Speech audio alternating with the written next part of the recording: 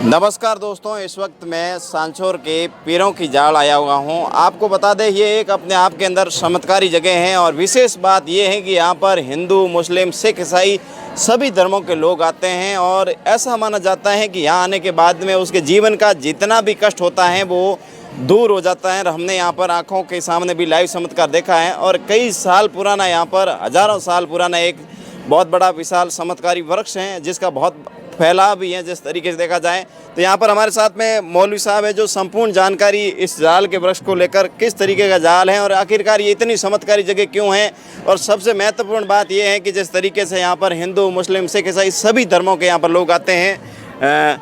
नमस्कार जी। नमस्कार। आप बताइए, ये जो जाल हैं ये बहुत चमत्कारी है और यहाँ पर खूब भक्तों का हमेशा आवाज़ है, क्या इतिहास है जाल का? ये जो बाबा जी पीर अब्बन शाह सिंध के रहने वाले थे और गुजरात जाने का पहले भी यही रास्ता था और अभी भी यही रास्ता है। अच्छा।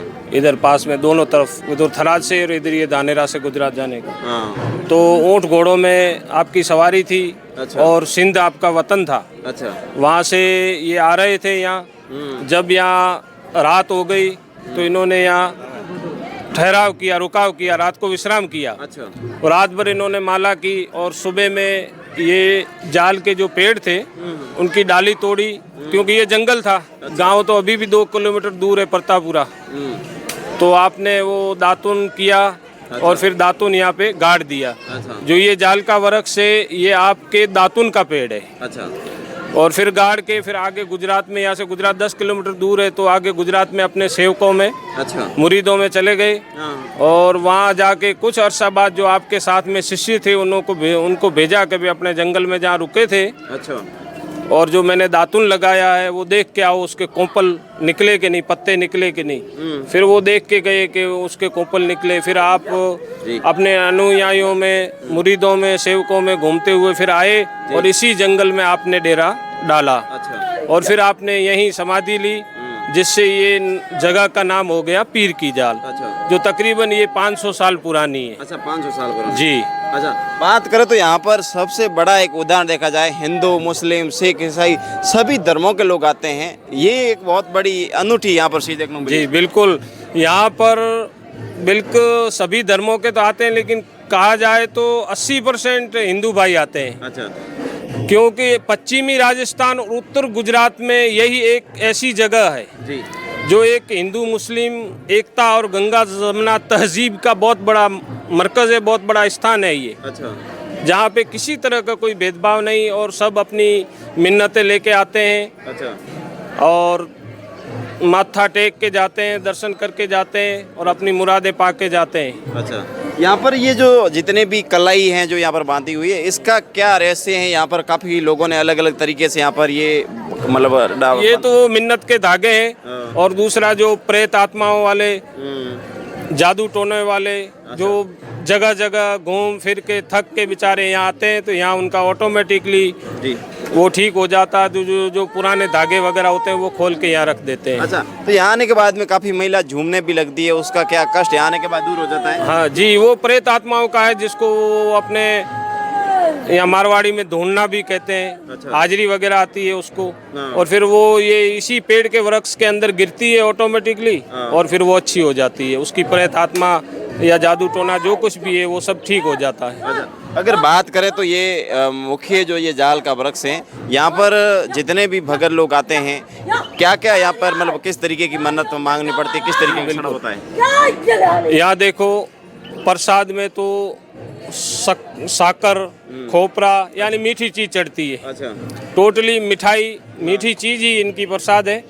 और यहाँ पे जो को किसी के औलाद नहीं है, बच्चे नहीं होते हैं, तो वो भी श्रद्धा पूर्वक इसी वृक्ष जाल के पेड़ के 2 पत्ते खा लेते हैं और बाबा से प्रार्थना करके धागा बांध के जाते हैं, तो साल भर में उनके औलाद हो जाती है। तो फिर वहाँ के वो प्रसाद वगैरह करते हैं, बच्चों के बरोबर है गुड़, मिश्री, मिठाई जो भी अपनी श्रद्धा पूर्वक वो चढ़ाते हैं। अच्छा। बात करें तो ये जो मुख्य इनका एक बहुत बड़ा मेला भी रहता है जब दिन होता है तो? हाँ, मेला चैत्र शुद्ध बीज से स्टार्ट होता है, जो दसम पूनम तक चलता है।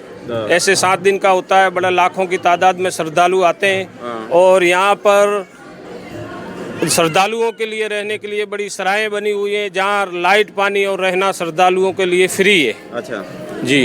अच्छा, तो ये जो यहाँ पर एक कांटा लगाया गया है, इसका क्या उदाहरण है? इसका ऐसा होता है कि जो जो ज़्यादा बीमार होता है या किसी की तबीयत ठीक नहीं है, किसी को बच्चे नहीं है, तो वो मिन्नत रख के जाते हैं, बोल के जाते हैं कि भाई हमारा बच्चा हो गया तो हम मिठाई के बराबर तोलेंगे, या ये ठीक हो गया तो इसको गुड़ से, मिश्री से, मिठाई से, जो भी अपनी श्रद्धा पूर्वक, वो तो बाद में उसके बराबर ये चीज़ यहाँ तोलते हैं उसको। हमने ऐसा सुना है कि खूब सारे ऐसे पीड़ित लोग होते हैं जो बड़े हॉस्पिटलों में कई जगहों पे मतलब दर की ठोकरें खा के थक सकते हैं, और ये उनका एक अंतिम स्थान होता है। यहाँ आने के बाद में मतलब लोग मतलब मानते हैं कि बिल्कुल बिल्कुल, दर जहाँ सब हॉस्पिटलों से और भी कई जगह तांत्रिकों से थक हार के फिर यहाँ आते हैं। अच्छा।